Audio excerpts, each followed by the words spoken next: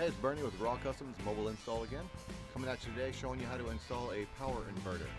This is so that when I'm on the road doing installs, I can keep my batteries charged on my drills and not have to worry about anything going dead. Alright, just showing you everything I got. The power wire and then all the tools. And then there's the power inverter. And then these are the two drills, batteries that I'm going to need to keep charged. First thing I'm going to do before we get started is remove this panel here, because the wire is going to be running down this channel.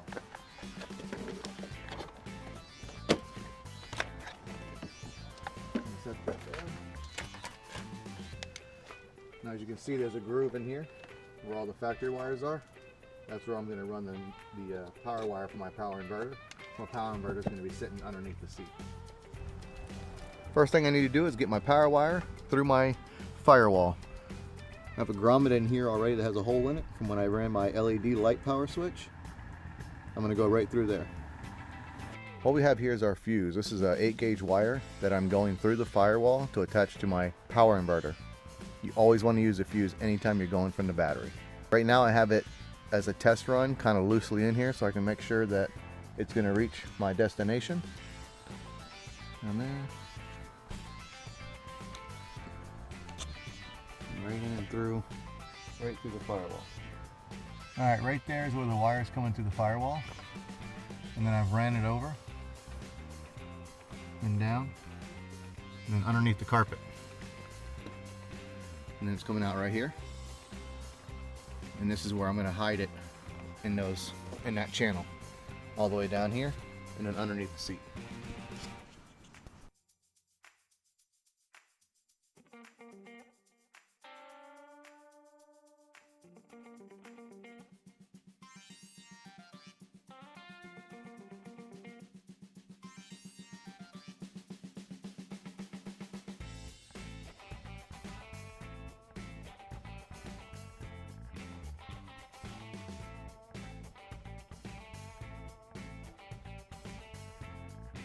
Got it all hidden in the factory wiring.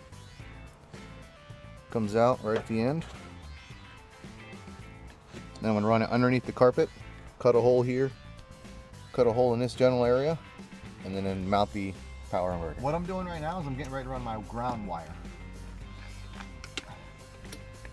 Got my ground wire. I need to grind off some paint in this general area. Then I need to put a nut, bolt washer, and a lock washer attached to my ground and secure it to the body of the truck.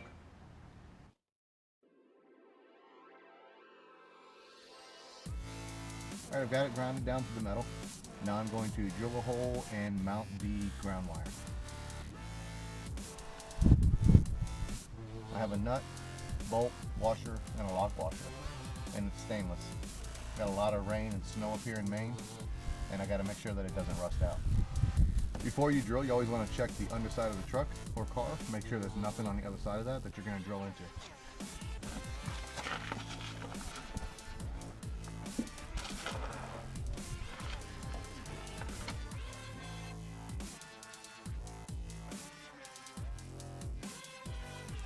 Alright, that's a nice ground. Not going anywhere. It's got a double-sided washer on the back side. It's stainless, so we know it's not going to rust. Paint scrapped off, so we know we got a nice solid contact to the body of the truck. Now I got to run these underneath the carpet, cut a hole, and mount the unit.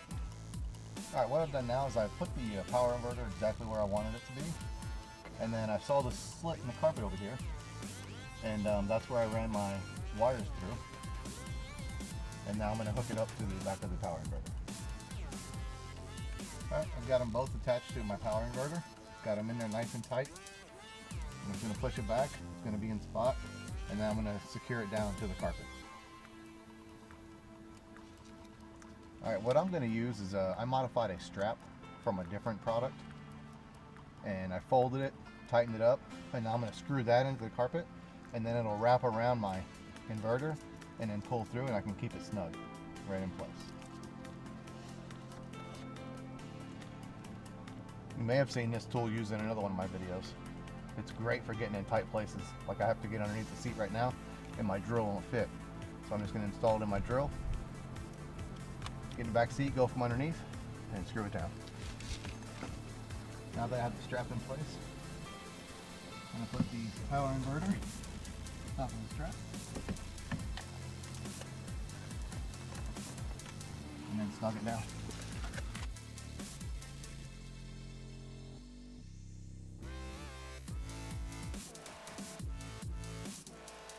Alright, there it is. Nice and tight. It's not going anywhere. You definitely want to make sure if you're running anything from a battery that has a constant power that you secure it to something. Zip tie it, screw it. But make sure that it's secured. You do not want that thing moving around when it's got a hot wire going through it all the time. Yes, I do have a fuse at the battery, but you can't always rely on the fuse. Always be safe. Now I'm going to go underneath the hood and hook up the power. Alright, what I'm going to do first is I'm going to secure my fuse holder to the top of my fuse box. Get 2 little screws, hold it in place, and then I'm going to attach my power. Always make sure you check underneath the fuse panel cover if you're going to screw into it. Preferably take it off, screw into it, and then put it back on. This way you're not taking a chance of screwing right into a fuse. I'm using some very short screws. I should be fine, but just in case.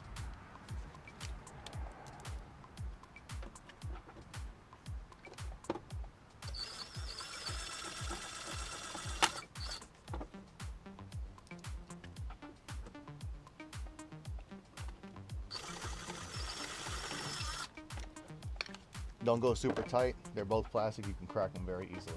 Now I'm going to secure my lid back on, and you can even see inside that the screws didn't even come below that right there, so I should be fine.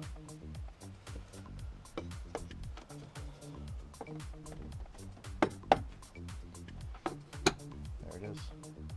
Now I'm just going to attach it to my battery.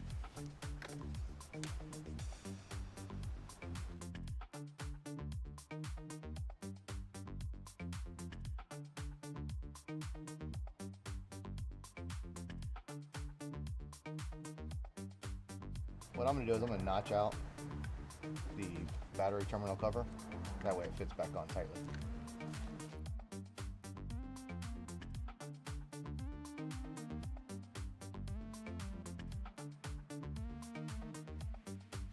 Alright, before I plug anything into it, I just want to make sure it works. I'm going to hit the on button. We've got a green light. I don't know if you can see that on camera or not, but it's green. It means it's working. Now I'm going to go get 2 of my battery chargers, plug them in, and make sure that they'll charge the batteries. Alright, got both things plugged in. Let's hit the power switch. Green light again. Snap-on's charging.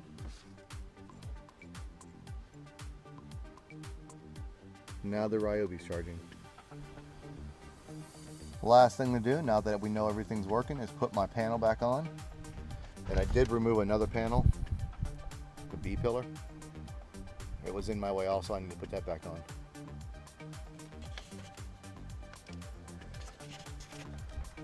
Just want to thank you for watching my video on how to install a power inverter. Although this was done in a 2012 Dodge Ram 1500 quad cab, it's pretty much the same install on any vehicle. The only thing that's going to be different is how you come through the firewall and where you're going to hide your wires at along the way to underneath the seat, if that's where you choose to put one. Please check me out on my new website. It's www.rawcustomsmobileinstall.com. It's a little bit more about me, the stuff that I can do, and where I'm willing to travel to help you out with your installs and take care of your driving needs. Also check me out on YouTube, Facebook, Instagram, Google+, and if you need any questions answered, you can send me an email at rawcustoms.m.i@gmail.com. Thanks for watching. We'll see you on the next video.